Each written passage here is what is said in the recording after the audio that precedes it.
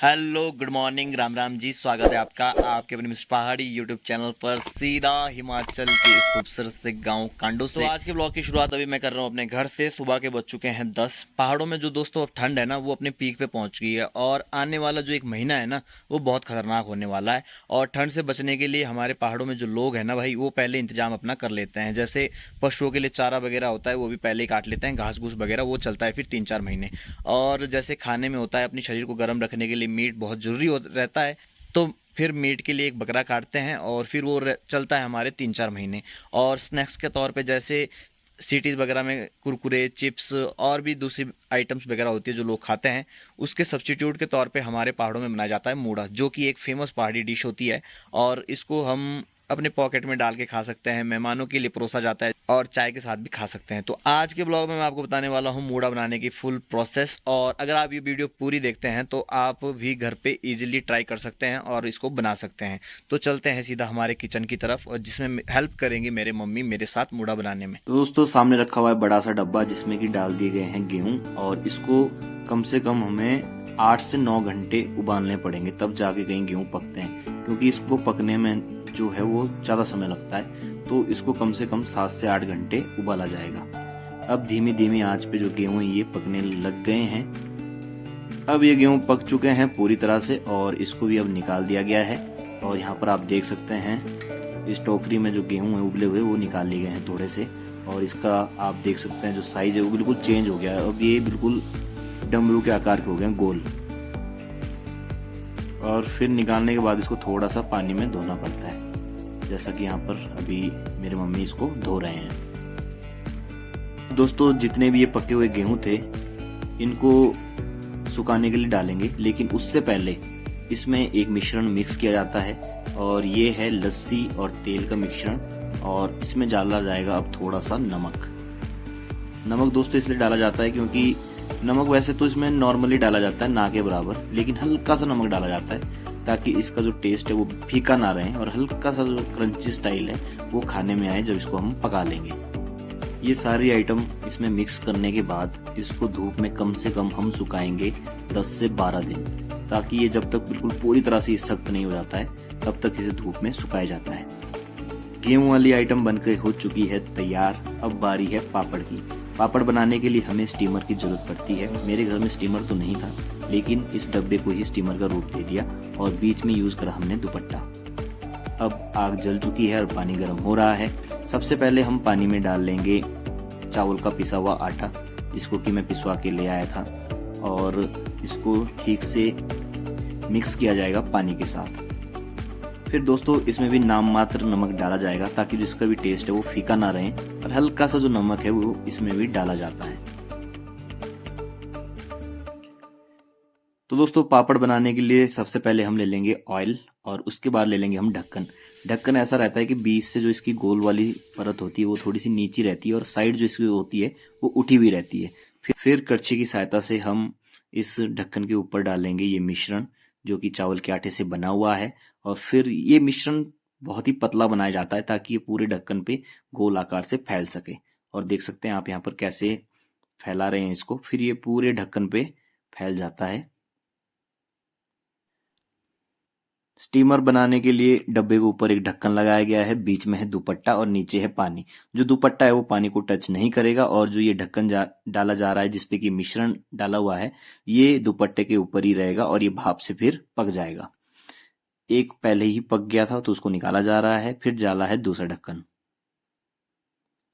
फिर दोस्तों, इसको निकालना भी बड़ा टफ रहता है, और सुई की सहायता से इसकी जो कोने होते हैं उसको खुरेचा जाता है बहुत ही आराम से।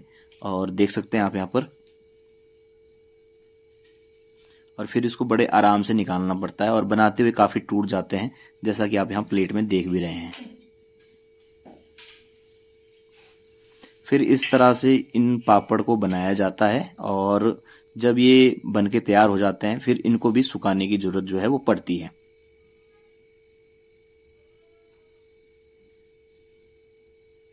पापड़ दोस्तों खाने में काफी टेस्टी रहता है, तो इसको कम से कम बनाते हैं 60 से 70 पापड़ ऐसे बनाने पड़ेंगे। और फिर इसको सुखाया जाएगा घर में ही। और देख सकते हैं आप, जैसे जैसे सूखते रहते हैं ये हल्के फुल्के टूटते भी हैं बीच बीच में। और इनको भी फिर 10 से 15 दिन तक सुखाया जाता है और सूखने के बाद कुछ इस तरह से दिखते हैं, जैसा कि आप यहाँ पर देख रहे हैं।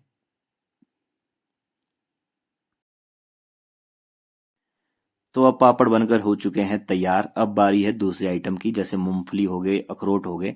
तो मेरी दादी जी की ड्यूटी है, वो लगी हुई है मूंगफली छिलने में, और इन्होंने एक ढक्कन जो है वो मूंगफली का छिल दिया है। और दोस्तों मेरी ड्यूटी लगी हुई है अखरोट फोड़ने में, और इसको भी मूढ़े में मिक्स किया जाता है। तो मैं अखरोट फोड़ने में लगा हुआ हूँ। अब जो पापड़ और गेहूं के दाने धूप में सुखा के रखे गए थे, उनको अब भूनने की बारी आ गई। और ये है कुछ बाजार से लाए हुए पापड़, और ये भी बाजार से लाए हुए। ये है अखरोट, ये है मूंगफली, और ये है भुनी हुई मूंगफली, और ये है मूंगफली के टूटे हुए दाने। तो अलग अलग आइटम ये सारी मूढ़े में मिक्स की जाएगी। और मूंगफली को भी थोड़ा सा भुना जाता है, क्योंकि ये थी कच्ची वाली मूंगफली। तो मूंगफली को भी भून के ही मूढ़े में डाला जाता है। तो काफी सारी जो आइटम है वो इस मूढ़े में डलती है।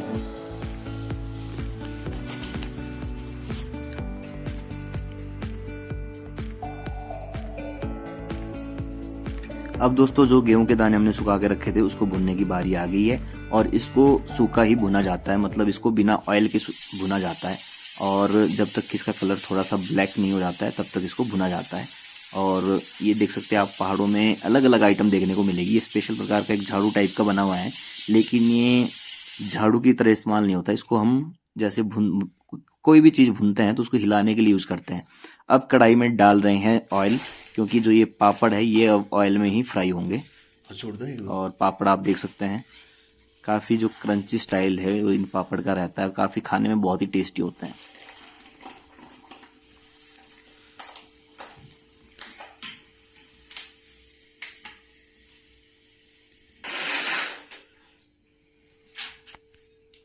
ये जो सिंपल से पापड़ वगैरह होते हैं दोस्तों, ये तो हम घर में ही बना लेते हैं। लेकिन जो डिज़ाइन वाले पापड़ रहते हैं, इसको घर में बनाना मुश्किल रहता है, तो इसको हम बाहर से परचेज कर लेते हैं, जैसा कि आप यहाँ पर देख रहे हैं।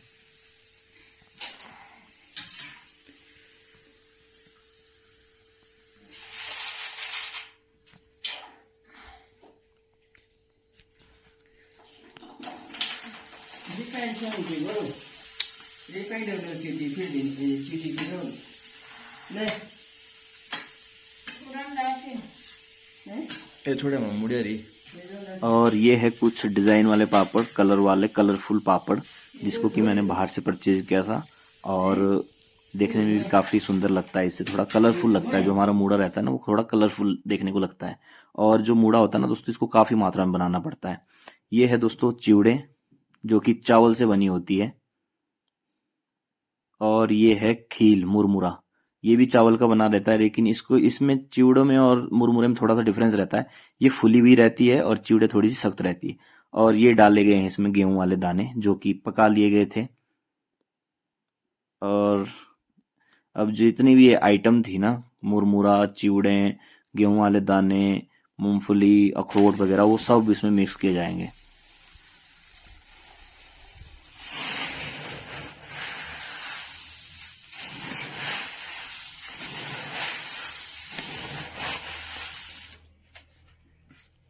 अब ये पूरी तरह से मिक्स कर लिया गया है, और थाली में कुछ इस तरह से दिखता है।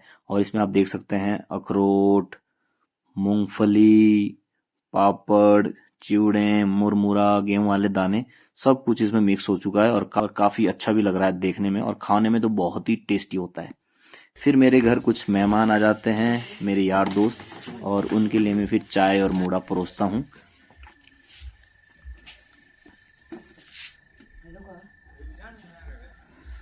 और फिर ये लोग चाय की चुस्की के साथ ये मूड़ा खाते हुए खूब सारी गपशप करते हैं।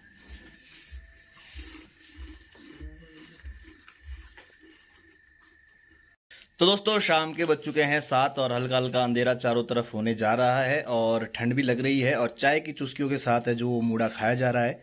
तो आप लोगों को मेरी ये वीडियो कैसी लगी है, आप हमें कमेंट करके जरूर बताएं। वीडियो को कीजिए लाइक, चैनल पर आए हो पहली बार तो चैनल को कर दीजिए सब्सक्राइब, और आने वाली वीडियोस को सबसे पहले देखने के लिए घंटी के बटन को दबाना ना भूले। तब तक के लिए थैंक यू, बाय बाय, मिलते हैं नेक्स्ट ब्लॉग में।